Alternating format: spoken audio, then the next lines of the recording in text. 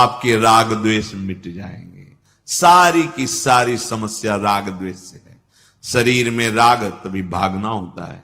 क्या भागना, कहां भाग के जाओगे?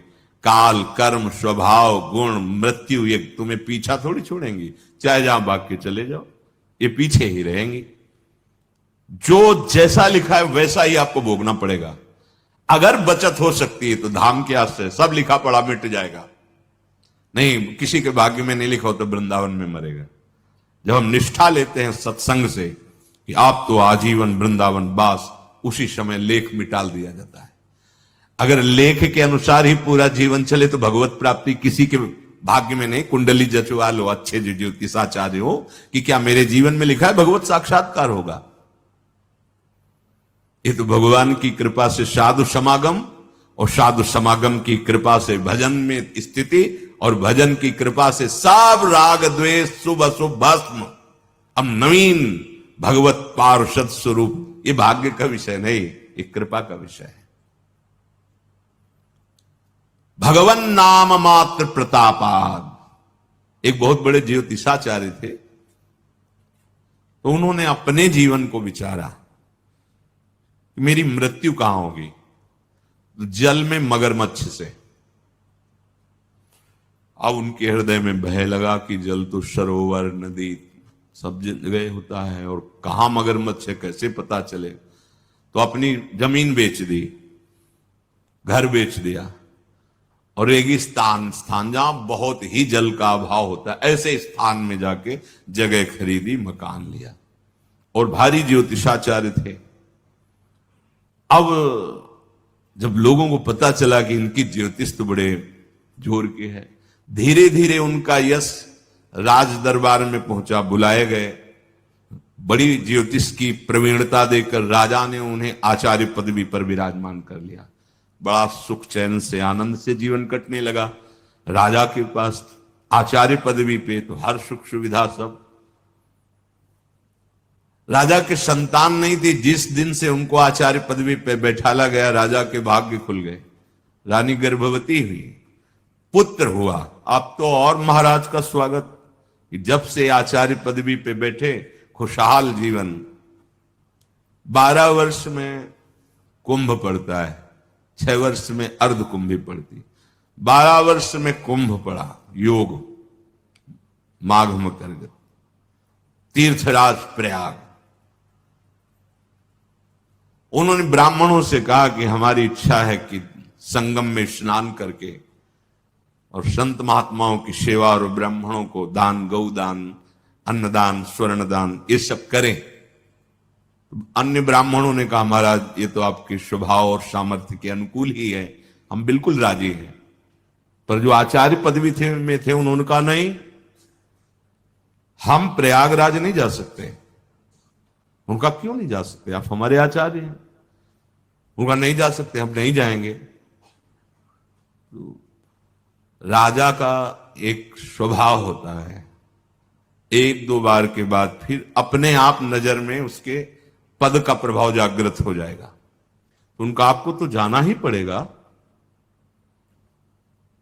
क्या बात है, आप नहीं जाने की बात कर रहे हो? तो उन्होंने कहा महाराज अब आपसे छुपाओ नहीं, मैं ज्योतिषाचार्य हूं, आप जानते हो, और हमने अपनी कुंडली स्वयं बनाई है, और मेरी मगरमच्छ से मृत्यु है जल में, इसलिए मैं नहीं जाऊंगा प्रयाग।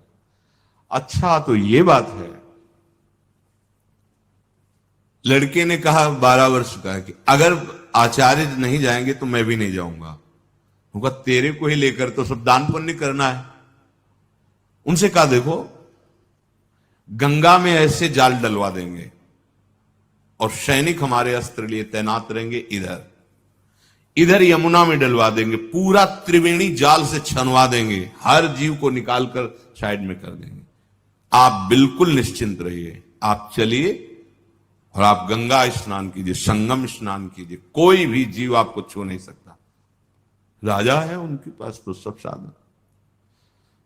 जब वहां गए तो प्रातः स्नान के लिए राजा, रानी, राजकुमार, ब्राह्मण लोग मंत्रोच्चारण, पंडित जी का बाहर से हम कर सकते हैं सब। राजकुमार ने कहा हम बच्चे होकर के यहां खड़े, आप इतने जल में तो आकर संकल्प दिलाइए। सब ब्राह्मणों ने कहा कि देखो आप आचार्य हो, आपको तो, बोले हम अंदर प्रवेश, बोले आप क्या, देखो जाल पड़ा हुआ है, सब छान लिया गया है। इतने में अंदर गए तो वो जो लड़का था ना, वो अंतर ध्यान हो गया, वो मगरमच्छ बनकर पंडित जी को लील के चला गया, काल ही पुत्र बनकर गया, खा के चला गया, राजकुमार बन। आप क्या काल पर विजय प्राप्त कर सकते हैं, मृत्यु पर विजय प्राप्त कर सकते हैं, चाहे जितना आप, ये धाम नाम ये सामर्थ्यशाली हैं, ये आपको बचा लेंगे। इनके बचाने का स्वरूप क्या है? जब भगवान शुकदेव जी पधारे, परीक्षित जी आमरण अनशन व्रत लिए हुए हैं, और जब पता चला कि 7 दिन में भयंकर विषधारी तक्षक नाक काटेगा और मृत्यु हो जाएगी, 7 दिन तक भगवत चर्चा सुनाई और फिर पूछा, बेटा परीक्षित तुम्हें तक्षक से कोई भय है? बोले गुरुदेव करोड़ों मृत्यु एक साथ यदि प्रहार करें तो आपकी कृपा से कोई भय नहीं। ब्रह्मस्वरूप बेटा परीक्षित, तो तुम निर्भय हो, गुरुदेव आपकी कृपा से स्वरूप बोध हो गया, अब देह का कोई भी छूटने का भय नहीं। ये स्थिति हुआ। सारी व्यवस्था जन्मेजय जी ने कर दी थी, कीड़ा भी नहीं प्रवेश कर सकता। एक विशाल खम्भ, उसके ऊपर महल, कहीं कोई सीढ़ी नहीं, आसपास मंत्रों से घेरा बना हुआ है।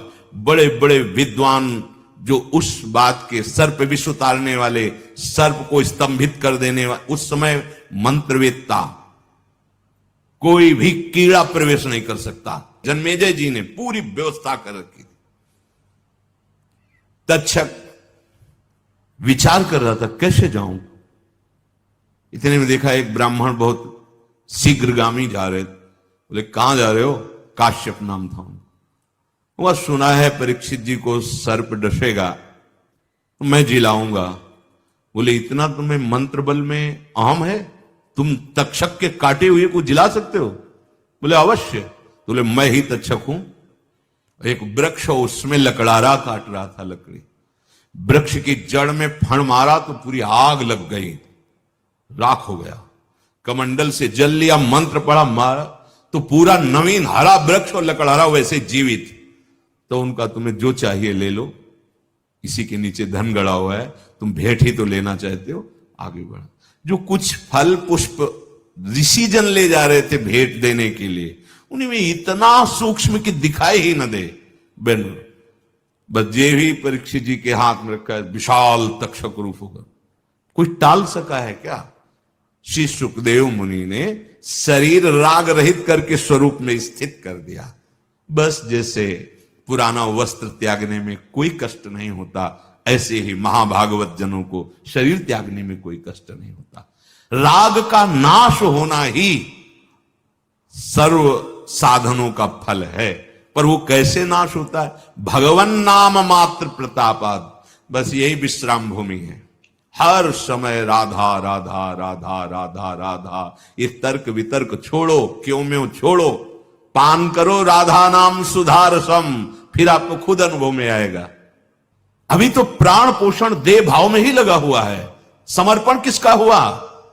मन का कि तन का कि भाव का कि संबंध का? नाटक करते हो तो भागना ही पड़ेगा।